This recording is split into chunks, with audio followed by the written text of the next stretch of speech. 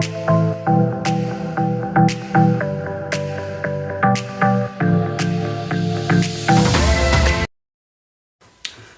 എല്ലാവർക്കും പുതിയൊരു വീഡിയോയിലേക്ക് സ്വാഗതം. നമ്മളിന്ന് പറയാൻ പോകുന്നത് മിനിഞ്ഞാന്ന് രാത്രി OTT റിലീസ് ചെയ്ത സ്വകാര്യം സംഭവ ബഹുലം എന്ന സിനിമയുടെ വിശേഷമാണ്. 1 മണിക്കൂർ 55 മിനിറ്റുള്ള സിനിമ, ചെറിയ സിനിമയാണ്.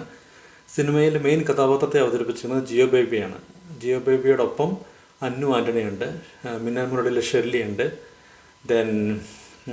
പിന്നെ സജിൻ ചെറുകായലുണ്ട്, പിന്നെ അങ്ങനെ കുറച്ച് സീരിയലിലൊക്കെ ഉള്ളവരൊക്കെ ഉണ്ട്. ഇത്രയും പേരൊക്കെയാണ് ഇതിനകത്ത് മെയിൻ കഥാപാത്രങ്ങളെ അവതരിപ്പിച്ചിരിക്കുന്നത്.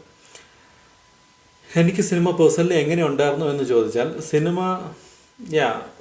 കണ്ടിരിക്കാൻ പറ്റുന്ന ഒരു സിനിമയായിട്ടാണ് തോന്നിയത്. ഭയങ്കര ഗംഭീര സിനിമ എന്നൊന്നും പറയുന്നില്ല, എന്നാൽ തീരെ മോശമായ സിനിമയായിട്ടും ഫീൽ ചെയ്തില്ല.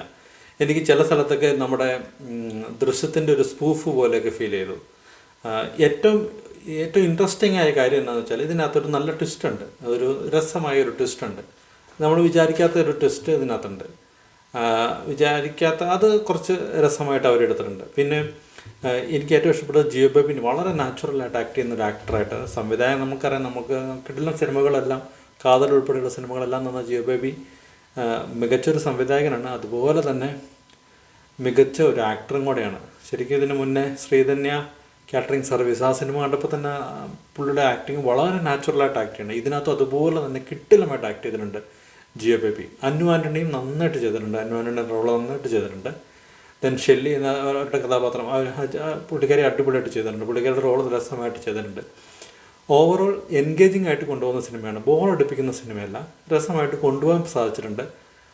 ഞാൻ പറഞ്ഞല്ലോ, ദൃശ്യത്തിൻ്റെ സ്പൂഫ് പോലെ, ദൃശ്യത്തിൻ്റെ മോഹൻലാൽ പോലീസ് സ്റ്റേഷനിൽ ഇറങ്ങുന്ന അതേ സീൻ പോലെയൊക്കെ ഒരു സീനൊക്കെ, അതേ ഷോട്ട് അതുപോലെയൊക്കെ എടുത്ത് ഒരു ഷോട്ടുണ്ട്. പിന്നെ എനിക്ക് ഒരു കാര്യം പറയണമെന്ന് തോന്നി, ഇതിനകത്ത് ഒരു സീനിൽ ക്യാമറമാൻ ഇങ്ങനെ നിൽക്കുന്ന ആ ഷാഡോ, ക്യാമറ പിടിച്ചേക്കുന്ന ഷാഡോ മതിലിങ്ങനെ കാണുന്നത്, അത് വളരെ അശ്രദ്ധമായി ചെയ്ത പോലെ തോന്നി. കാരണം എത്ര തവണ സിനിമ എഡിറ്റിംഗ് ടേബിളിൽ വന്നിട്ട് പോകുന്നു. അപ്പോൾ അങ്ങനത്തെ ചെറിയ കാര്യങ്ങൾ ശ്രദ്ധിക്കാതെ തോന്നുന്നത് വലിയ കുറ്റമായിട്ട് പറയല്ല, പക്ഷേ ഞാൻ ഓർത്തു അതൊക്കെ എന്താണ് ശ്രദ്ധിക്കാതെ പോയത്. കാരണം ക്യാമറ പിടിച്ചേക്കുന്ന നേരിൽ കൃത്യമായിട്ട് നമുക്ക് സ്ക്രീനിൽ കാണാമായിരുന്നു.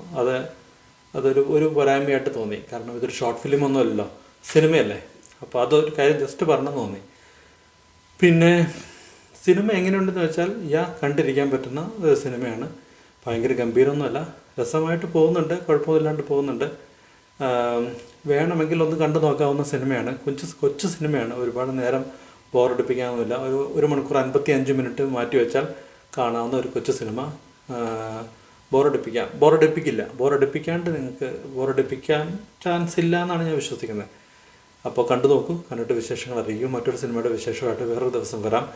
Thank you for watching my videos. Thank you for all the support, and bye-bye.